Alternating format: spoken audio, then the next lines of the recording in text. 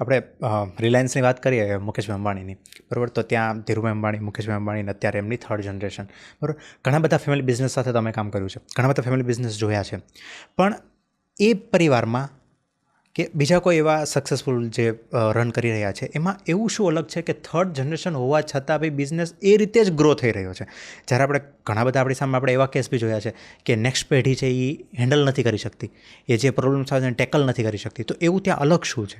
C દેર હું રિલાયન્સનું example તો ના લઉં, પણ હું જ્યારે જે કંપની જોડે જોડાયો છું એમાં થર્ડ જનરેશન કામ કરવા ચાલુ કરી ગયા એમના એક્ઝામ્પલથી, અને આ સક્સેસનું રીઝન આવું છે. આ ચેલેન્જીસ પણ છે અને સક્સેસ પણ રીઝન છે. સક્સેસ છે કે આ તમારે જે અર્લી જનરેશન છે, ફર્સ્ટ અને સેકન્ડ, એના પાસ બહુ વિઝડમ છે, એક્સપિરિયન્સ છે, અને નવા જનરેશન આવે છે એના પાસ બહુ એનર્જી છે, કંઈ નવા કરવાની ધગશ છે. તો તમે વિઝડમ એના એનર્જીના તમે સંમેલન કરો યા કમ્બાઈન કરીને કરો તો તમે સક્સેસનો રીઝન્સ એના સક્સેસનો સ્પીડ વધી જવાની શક્યતા છે. અને બીજી વાત આ છે કે સેકન્ડ જનરેશન અને ફર્સ્ટ જનરેશનને લિબર્ટી આપવું જોઈએ થર્ડ જનરેશનને, નેક્સ્ટ જનરેશનને.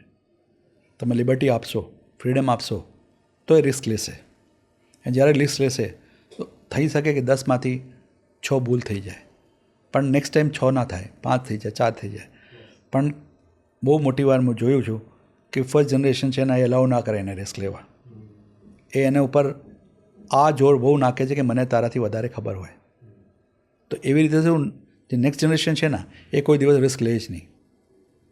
તમે એને રિસ્ક લેવાનો ફ્રીડમ આપો, નવા કંઈ કરવાનો ફ્રીડમ આપો, કેમ કે એ પોતે બહુ ચેલેન્જીસથી ગુજર્યા છે. લાઈક એ તમારા ઉપર એમ્પ્લોય હોય જે તમારા દાદાના ટાઈમથી કામ કરતા હોય, ઠીક છે, એના સાથે લઈને કામ કરો.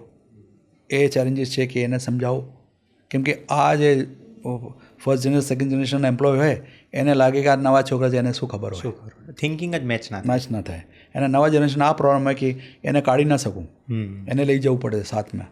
તો એને કેવી રીતે સમજાવું કે હવે ટેકનોલોજી ચેન્જ થઈ ગઈ છે, હવે વિચાર ચેન્જ થઈ ગયા, હવે કન્ઝ્યુમર ચેન્જ થઈ ગયા છે, તો એના સાથે કામ કરવાનું, રિસ્પેક્ટ રાખવાનું, આ બધું બહુ ચેલેન્જીસ છે, ઠીક છે. અને પ્લસ ઇન્ટરફિરન્સ ના થવું જોઈએ. આજે ફર્સ્ટ જનરેશન સેકન્ડ જનરેશન છે એના ઇન્ટરફિરન્સ ઓછું થાય, એને લિબર્ટી આપો, એને વોચ કરો, એને વિઝડમ આપો, એને કહો કે મારા વિઝડમથી મને લાગે છે કે આ પ્રોબ્લેમ થઈ શકે અને તું એને સેફગાર્ડ કરી શકે, સિમેન્ટ કરી શકે તો આગળ વધશે.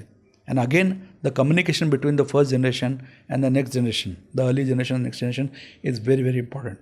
सो नेक्स्ट जनरेशन के भी खुद के चैलेंजेस है, they have their own challenges. Like એને છે ને એના પપ્પાનો અને દાદાનો ટાઈમનો એમ્પ્લોય હોય એના જોડે કામ કરવું પડે, એને સમજાવવું પડે, જે ન્યૂ ટ્રેન્ડ જોડે ના ચાલી ના શકતા હોય એવું હોય, કેમ કે એને ના કાઢી શકે, રિસ્પેક્ટ રાખવું પડે, એને સમજાવવું પડે કે લેટેસ્ટ શું ટેકનોલોજી છે, લેટેસ્ટ ટ્રેન્ડ ઓફ વર્કિંગ કેવી રીતે હોય. એના જૂના ટાઈમનો જે એમ્પ્લોય હોય એ એને વિચારે કે એ છોકરા નવા આવે છે એને શું ખબર હોય, તો મ્યુચ્યુઅલ રિસ્પેક્ટ ના આવે. તો એને આ ચેલેન્જ હોય કે કેવી રીતે રિસ્પેક્ટ ગેઇન કરવાનું, keeping the respect of this people and gaining that respect. And also આ ચેન્જીસ બતાવવું પડે કે આટલા ચેન્જીસ થયા છે અને આવા પછી કયા સારા ચીજો થયા છે. આ પ્રેશર બી હોય, પ્રેશર, એ પ્રેશરમાં જ એને ગ્રો બી કરવાનું, હા, ગ્રો બી કરવાનું છે. અને પછી એના ઉપર બીજા પ્રેશર આવું હોય કે મારા પપ્પા છે ને 1000 કરોડના કંપની કરી ગયા છે તો મારે 2000 કરવું પડે. એના મેજોરિટી ઓફ ધ એમ્પ્લોય તો આ જ હોય. અનલેસ તમે નવા કંપની ચાલુ કરો, એમાં નવા લોકો લો, તો પછી પણ તો ફર્સ્ટ જનરેશન કહે ને કે મારા ધંધો કોણ ચલાવશે, તું ચલા. તો આ ચલાવવા જાય તો એને વિઝડમ લો, અને એના સ્ટ્રેન્થ લો, એના એનર્જી લો, નવા જનરેશનના એનર્જી લો, એના જૂના જનરેશનના વિઝડમ લો. એના બેને કમ્બાઈન કરીને તમે આગળ વધશો તો સારું રહેશે. અને એમાં પણ તમારે first generation and the next generation or the early generation and next generation, they should have respect to each other. Nobody should dominate each other. They should be communicating well. સાથે બેસીને કમ્યુનિકેટ કરો, problem discuss કરો, એના solution કાઢો તો આગળ વધશો. No doubt તમારે જે અર્લી જનરેશન હોય ને એના પર વિઝડમ બહુ હોય.